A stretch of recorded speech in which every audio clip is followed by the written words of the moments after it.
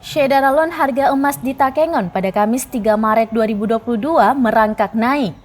Salah seorang penjual emas Juanda menyampaikan kenaikan harga hingga Rp10.000 seperti emas London menyentuh harga Rp790.000 per gramnya. Untuk emas jenis antam mengalami kenaikan signifikan dalam minggu ini. Dari sebelumnya di harga Rp860.000 per gram, kini menjadi Rp960.000 per gram. Sedangkan jenis emas 22 atau emas paun harganya masih stabil di harga Rp500.000 per gram.